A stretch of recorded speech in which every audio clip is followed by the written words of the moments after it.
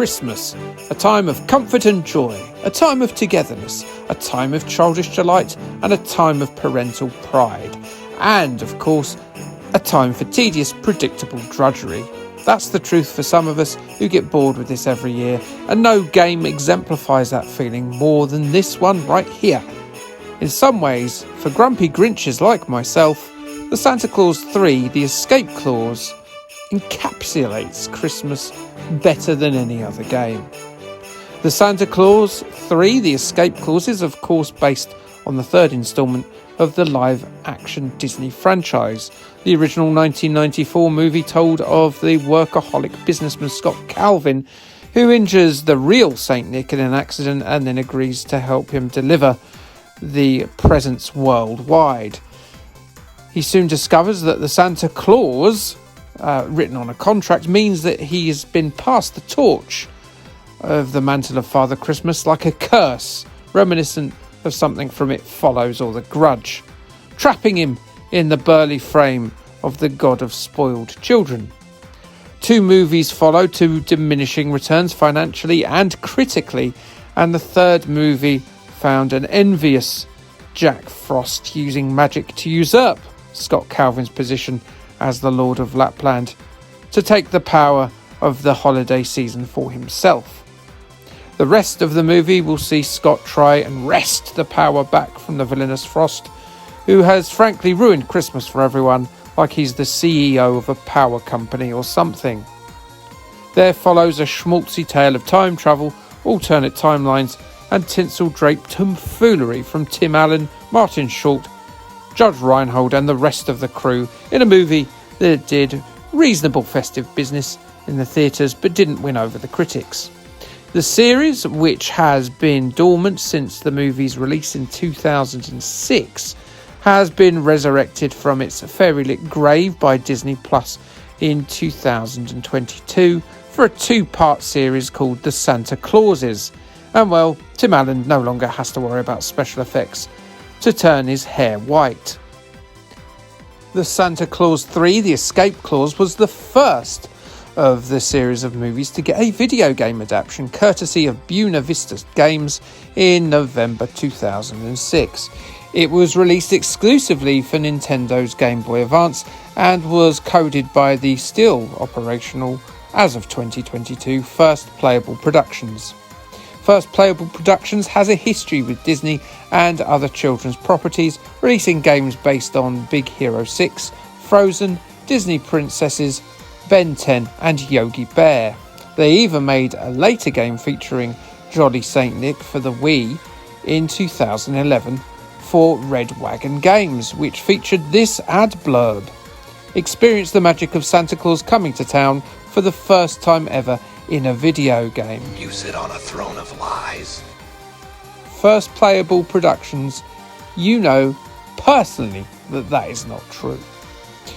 SC3, as I'll call it, as not to waste all of our lives, follows the events of the movie, putting you in the black Wellington boots of Santa Claus himself across a plentiful amount of short levels. Early in the game, you'll be in the grounds of the mythical workshop, avoiding icicles and enemies that are sure to be added to the naughty list.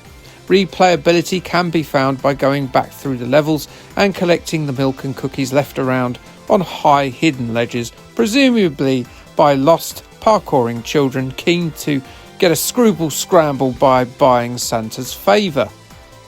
After completing a chapter of stages, you'll get to take part in a few mini-games, one of which is suspiciously like another very average festive title that I reviewed a few years ago, the official Father Christmas game. This one is a bit better though, as you don't end up spending half an hour trying to find one house in an endless looping map. The idea is, of course, that you have to drop coal or presents based on whether the recipient has helped a granny across a road or has helped a granny into her grave. Another mini-game encourages you to repair a scooter in a grotto, which definitely breaches safe working standards.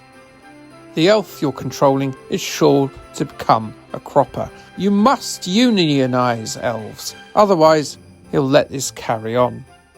Once we reach the part of the story where Jack Frost usurps Santa and takes his powers, you'll be controlling a depowered Scott Calvin with just snowballs to protect himself with, which essentially means he will be stripped of his ability to float like Peach in Mario 2 using Santa's cape. It's in the floating mechanic where we find the first of our problems. You see, it's kind of unintuitive when combined with the game's double jump. You can jump and glide, and you can double jump, but you can't double jump and glide. However, you can jump, then glide, then jump again. But it never tells you about that last mechanic.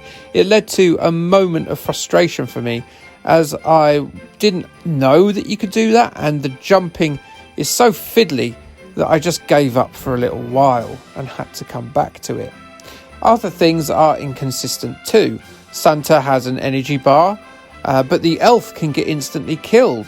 But there's no warning of this, and unlike the other levels, you can't instantly replay the elf levels. Also, in some stages, Santa will just die instantly as well. It makes no sense.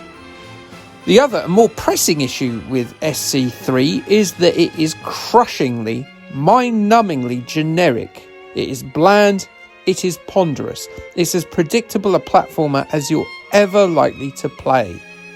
Floaty collectibles, spike traps, ice walls that need to be broken, a feeble attack, sliding blocks to help you reach higher platforms, sliding down little inclines. It's paint-by-numbers Western platformer with no clever mechanics or edge-of-the-seat moments to make you sit up and feel anything but totally bored. And to make it worse, most of the levels are ice levels. You start off with an ice level in a platform game. Do you hate yourself? The graphics are blur, the music is blur, the between-level cinematics are on-set photos, which is blur, the enemies are blur. It's Christmas afternoon while the rest of the family are sleeping off a Christmas dinner. Blur. It's simply not an exciting game. It's so bland, I can feel my eyelids droop like I've been on the Christmas Day Bucks Fizz since before breakfast. I'm getting tired and bored just thinking about it. IGN kind of agreed with me. They gave it a 4 out of 10 and said the Santa Claus 3, the Escape Clause, is a harmless, forgettable game that isn't particularly good or bad. But that's it. I have nothing else to say about this game. It is very, very generic. And so I'll leave it right there and say, that's Christmas done for another year. Good. So enjoy your stuffing balls and your crackers and any other sexualised humour that you want to insert into Christmas. There's loads, isn't there? But I will say to you, like, subscribe. Okay, thanks, bye. Ho, ho, hum.